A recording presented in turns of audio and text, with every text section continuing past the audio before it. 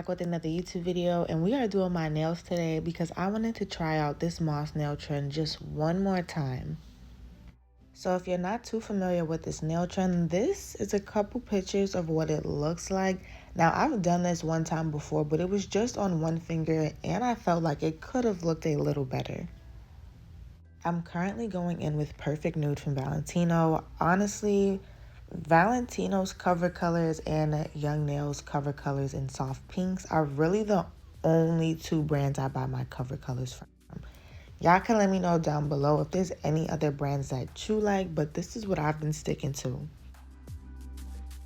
I've also slightly changed how I do my application, so I'm going to show you guys that as well because I started to use more beads that were a little smaller. I feel like my application came out a lot smoother, and shaping these nails took no time.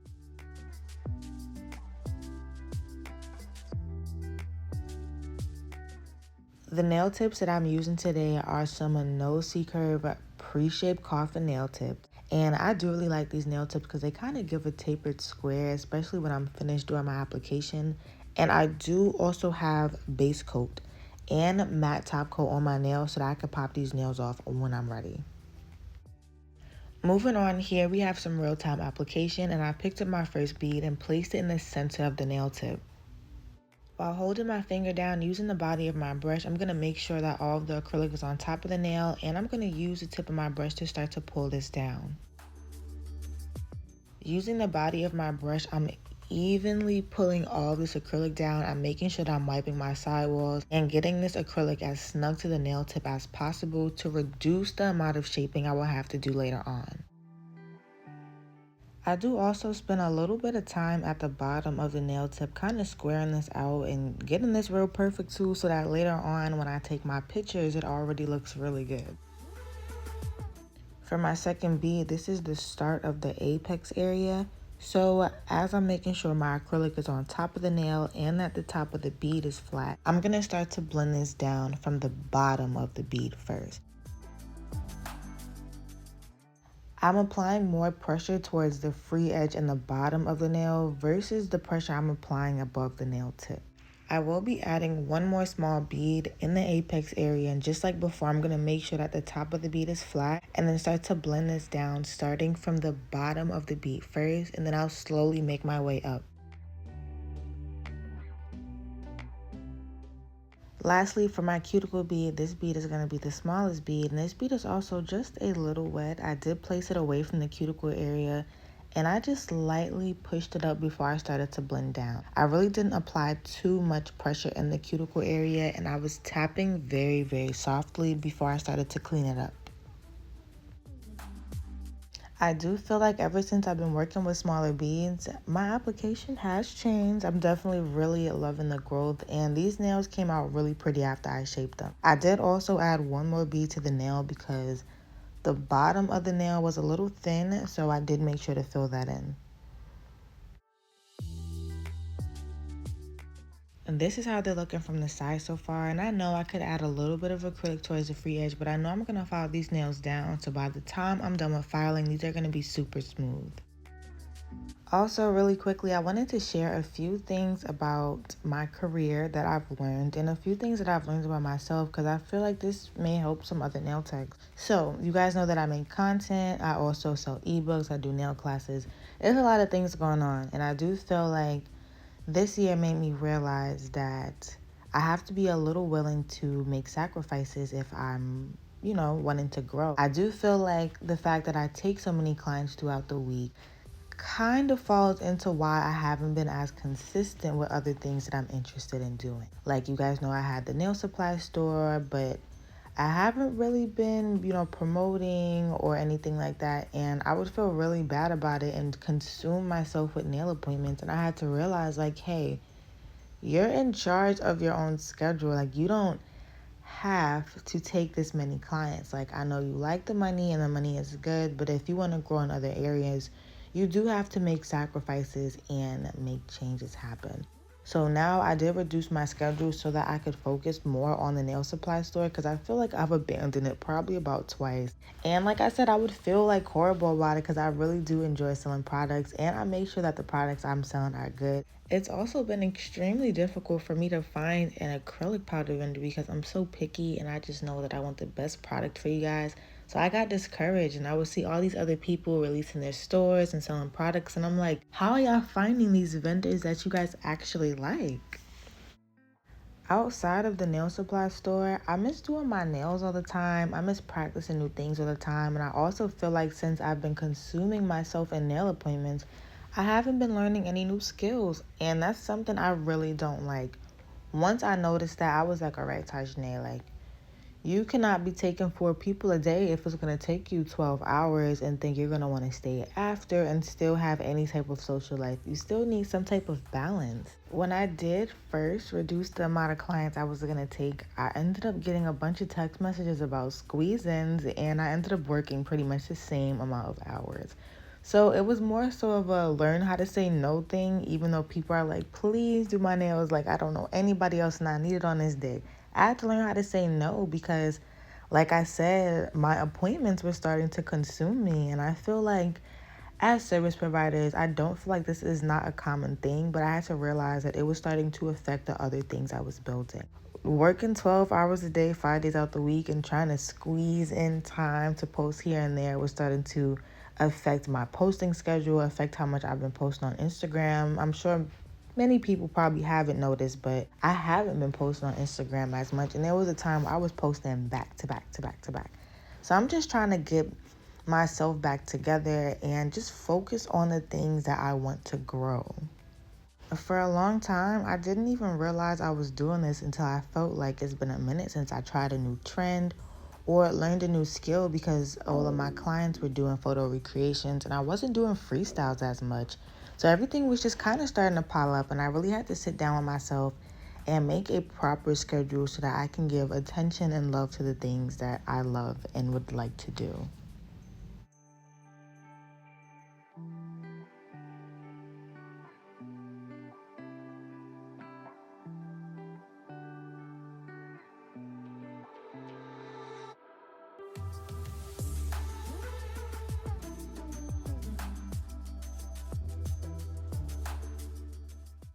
And it's been a minute since I did my nails. I've been doing press-ons on myself. So when I was finished with doing these, I was so stunned with how they came out because I've improved so much.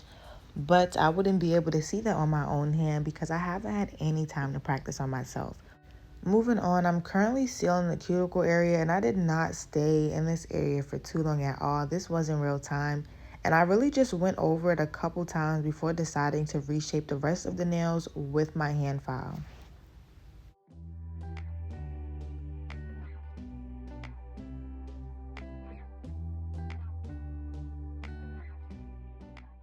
When doing this, I do go over the entire nail. I don't really go in the cuticle area though, just because I don't want to cut myself. And we did already seal the cuticle area using the e-file.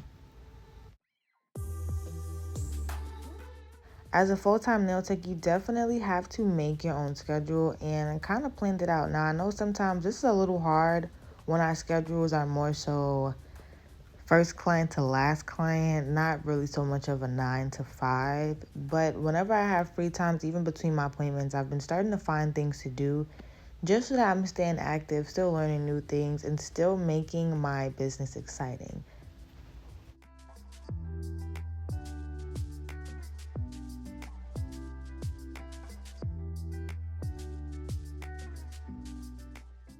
After reshaping these nails, I am going to go in with this buffer and make sure that all of the nails are smooth, making sure that I'm getting every corner with this buffer and getting them as smooth as possible. When I'm finished with doing this, I am going to go wash my hands with soap and water to make sure I get all of the dust off.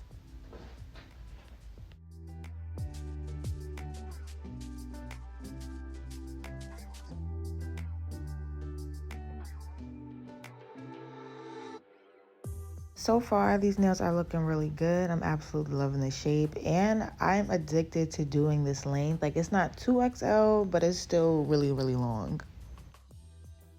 Moving on to the designs, this is the moss I was talking about. I did get this from Michael's, and the first time I did this, I did not use the moss that I'm going to use today. I had used the light green moss that you've seen, but today I decided that I wanted to use this. Now, I will tell you that it will be smartest to actually cut this down before doing this.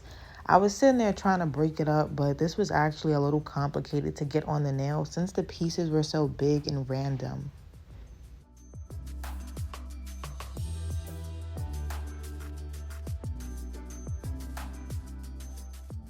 This first nail was kind of a test, and I decided to start off with a dark green gel polish that I mixed myself using 2 other colors. And we're going to do a deep French tip because I want this French tip to be super, super deep.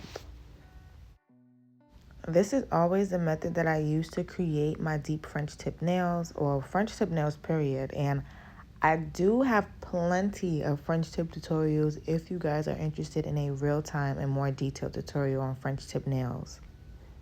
Very slowly, I'm going to start to bring the 2 lines on the side in to create my smile line, and I'm only going to use 1 coat of the gel polish because we will be covering this gel with the moss.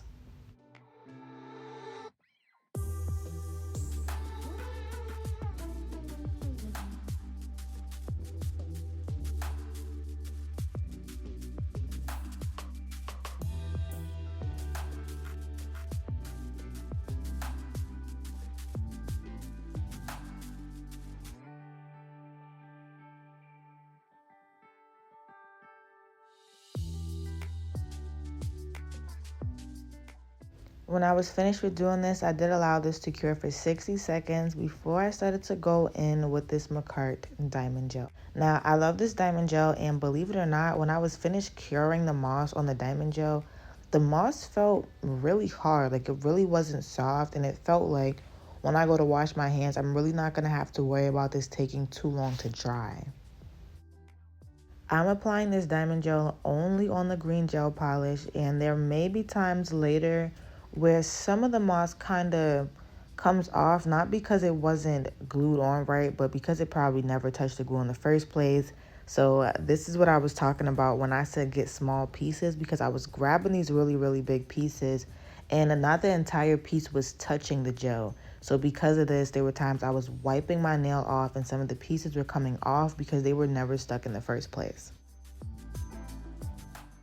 At first, when I was doing this, I thought I was going to want to mix the different types of color moss in there, but I decided to just stick with the dark green because I felt like it looked best.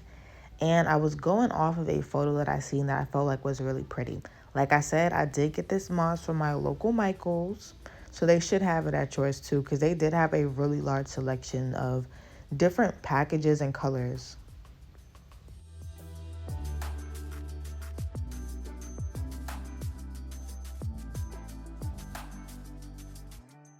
As y'all can see, the moss was kind of making a bit of a mess. So I'm going to continue to fill in all the spots. I'm going to try to cover as much as that green gel polish as possible by applying more of the diamond gel and adding more small pieces.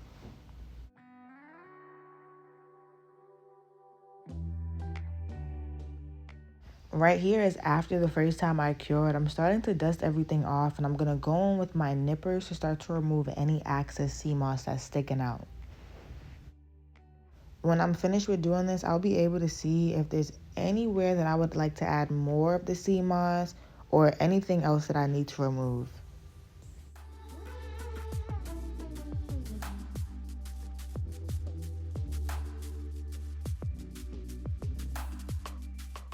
There was just a little bit of empty space right here, so I did go ahead and add more of the diamond gel and added more of the sea moss.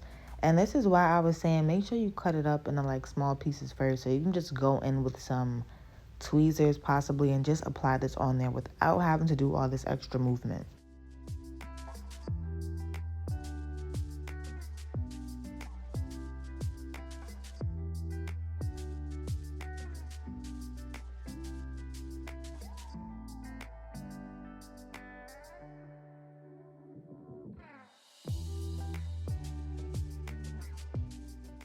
Moving on to the pinky nail, I'll be doing the same thing by first starting off with that very deep green French tip, curing it, and then starting to apply my diamond gel for the sea moss.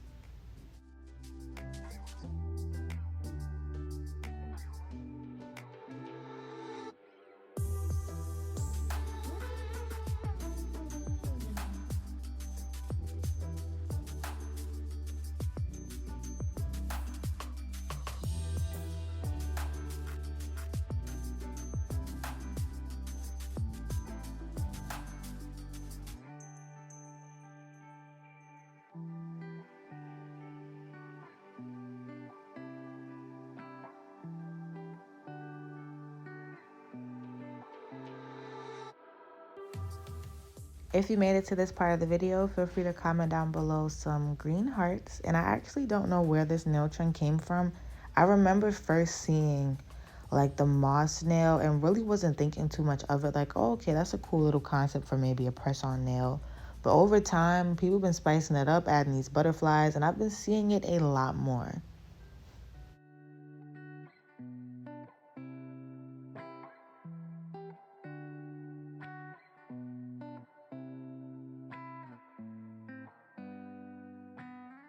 I am starting to add some final touches. Y'all see the big old mess I done made in the background with all of the moss. And these are coming out really pretty so far. I did want to go ahead and add some of the butterflies. And for the most part, I'm adding the butterflies on the sides of the French tip. Not really sticking them on top of the moss, but I am going to continue to use the diamond gel.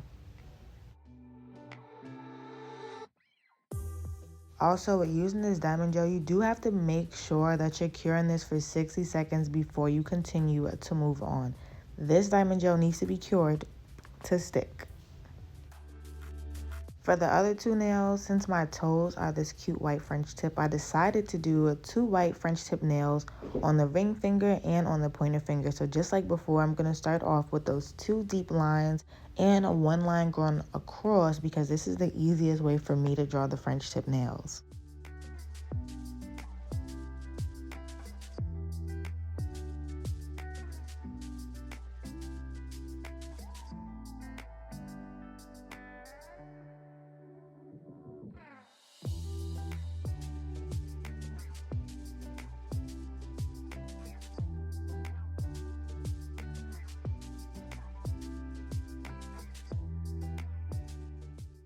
As I was doing this, I was starting to perfect the smile line, and I did go in with my gel polish and start to fill on the bottom. The video, well, not the video, but my hand kind of was cutting out of the video when I was doing that. And I only did one coat, believe it or not. I know sometimes it is not the safest to only do one coat of white gel polish, but with this D&D gel polish, sometimes after applying just one coat and kind of evening out the gel polish, another coat is not needed.